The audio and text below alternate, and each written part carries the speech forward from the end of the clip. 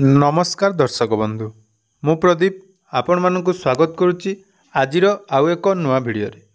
तो जहाँकि चाषी भाई भौणी मानक पई राज्य सरकार जो धान बिक्री रे आपण मानक 3100 टंका ए वर्ष क्विंटाल पिछा जहाँकि सरकार प्रदान करिवार घोषणा करिसेंती।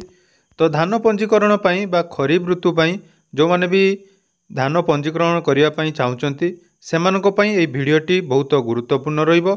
कारण आपण माने जहाँकि जानिथिबे सोसाइटी ऑफिस रे धान देबा पई पूर्वरु आपण मानकु जहाँकि ऑनलाइन ले किछि काम करिया पई पड़ी थाए एवं ऑफलाइन ले मध्य आपण मानकु फॉर्म देबा पई पड़ी थाए।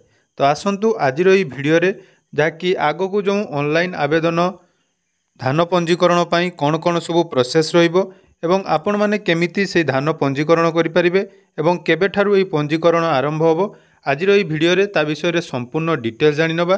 ता पूर्वरु जदि चैनल को प्रथम थर विजिट करचंती वीडियो को लाइक करिवे, चैनल को सब्सक्राइब कर नथिले एबे ही सब्सक्राइब करी पाखरे थिबा बेल आइकन को क्लिक करी ऑल ले सेट कर देबे। तो जानि चंती जहा कि ओडिसा रे नुआ बीजेपी सरकार गठन करला परे मान्यवर मुख्यमंत्री श्रीयुक्त मोहन चरण माझी कृषक मानकर जहा कि बहुत दिनर डिमांड जो रही धानर मूल्य वृद्धि को नहीं वर्तमान नुआ अपडेट अनुसार एथर आपण मानकु धान बिक्री रे क्विंटाल पिछा 3100 टंका जहाँकि प्रदान करा जिवो। या छड़ा जो पूर्वरु धान बिक्री कला परे आपणको टंका लेट रे पड़ुथिला ता वर्तमान जहाँकि 24 घंटा मध्य आपण मानक अकाउंट रे क्रेडिट होबो बोली सरकार तरफ पूर्वरु मध्य सूचना दिया जायछि। तो ता पूर्वरु जहाँकि आपण माने जानिथिबे धान बिक्री करिया पई हेले प्रथमे आपण मानकु धान पंजीकरण करिया पई पड़ी थाए। तो सेटा सोसाइटी ऑफिस रे आपण ऑफलाइन माध्यम रे पंजीकरण करिथांती। तो से ऑफलाइन ले पंजीकरण कला बेले आपण मानकु किछि आवश्यक डॉक्यूमेंट जाकी थिबा दरकार। प्रथमतः जेहेतु आपण माने जने कृषकर प्रधान जाकी मूल जिनिस जेटा कि आपणकर जमी पट्टा। तो आपण माने तो जमी पट्टा आपण मानक पाखरे थिबो। तो जो माने भी आवेदन करिवे तो से जमी पट्टा आपण माने निज पाखरे रखिथिबा दरकार। एवं 2 नंबर जहा कि रही पाउती। तो से पाउती आपण माने जदि काटी नाहंती तो पाउती न काटिथिले आपण मानकर जहा कि रजिस्ट्रेशन समय रे ताहा एक्सेप्ट करा जाय नाही बा ग्रहण करा जाय नाही। तेणु प्रथमे आपण मानक जमीर जो ई पाउती आपण ई पाउती पोर्टल ले ऑनलाइन ले मध्य मोबाइल ले काटी परिबे। आपणको जमी अनुसार आपण मानकु खजना जहा कि आमे कहूचु सेटा आपण निहाती देइथिबा दरकार। तो जदि आपण माने ए वर्ष पई खजना काटी नाहंती तो निहाती से खजना आपण मानकर काटी परिबे। आपण सरकारी ऑफिशियल वेबसाइट ई पाउती पोर्टल ले जाई काटी परिबे किंबा आपण मानकर सीएससी सेंटर जाई कि रहिछि सेठारे आपण माने काटी परिबे। तो तापरे रहिछि जहा कि ए वर्षर धानर जो मूल्य समस्त जानिथिबे 3100 टंका सरकार घोषणा करिसंती। तेणु 3100 टंका वर्तमान जो धान बिक्री आपण माने करिवे खरीफ ऋतु पई तो से आपण मानकु 3100 टंका क्विंटाल पिछा प्रदान करा जिवो। एवं जाकि कटणी बा जो काट आपण मानकर ए वर्ष कम करा जिवो बोली सरकार तरफ घोषणा करा जायतिला। परवर्ती समय रे से नहीं जाकि कोन अपडेट आसुजी आपण मानक सहित निहाती जणैबी। तेणु देखंतु जाकि ऑनलाइन पंजीकरण केबेठु स्टार्ट होबो से नहीं जो नोटिस टी आसी से विषय रे टिके डिटेल्स आलोचना करनबा।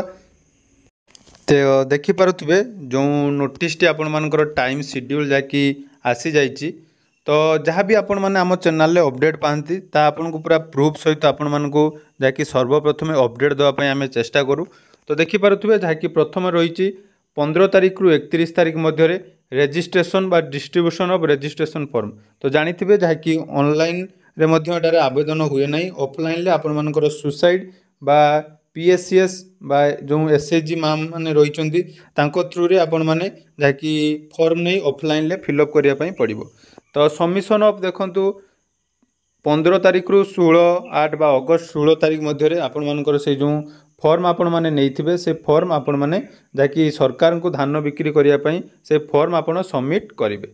तो फॉर्म सबमिट हो सारा परे तापर जो प्रोसेस रही 18 तारिख रु 22 तारिख मध्य से फॉर्म भेरिफिकेशन चलिबो। एवं से भेरिफिकेशन जाकि 9 तारिख देखंतु 9 अर्थात सेप्टेम्बर मास 9 तारिख सुधा आपण मानकर जाकि भेरिफिकेशन सब चलिबो। भेरिफिकेशन ले मेन जाकि रही देखंतु भूलेक लैंड जो मान रही जो मान लैंड भेरिफिकेशन हम आपण मैंने जानी बर्तमान सैटेलाइट माध्यम भेरिफिकेशन होती तेणु आपण मैंने जो जो एरिया रे चाष कर डिटेल्स आपण मैंने देइथिबे तेणु तापर भेरिफिकेशन हो सारापर आपण मानकर पुणी आ गोटे तहसीलदार मान रिपोर्ट जहाँकि 24/9/2024 पर्यंत रही फाइनाल जहाँकि टोकन आपण मानकर आसीबो तो टोकन आसीबो जहाँकि 30 अर्थात सेप्टेम्बर मासरे आपण मानकर टोकन आसीबो ता पूर्व आपण मानकर संपूर्ण जो आवेदन प्रोसेस जहाँकि रही आपण माने ऑफलाइन आवेदन करेंगे ता केमिति आवेदन हुए जिते आवेदन आरंभ हम जहाँकि 15 तारिख पर आपण मान सहित निहाती वीडियो शेयर करी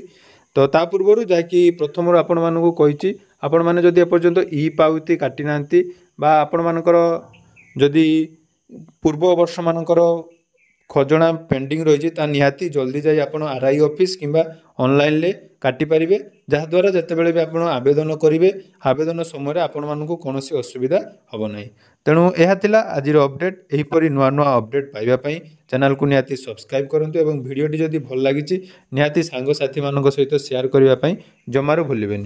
धन्यवाद।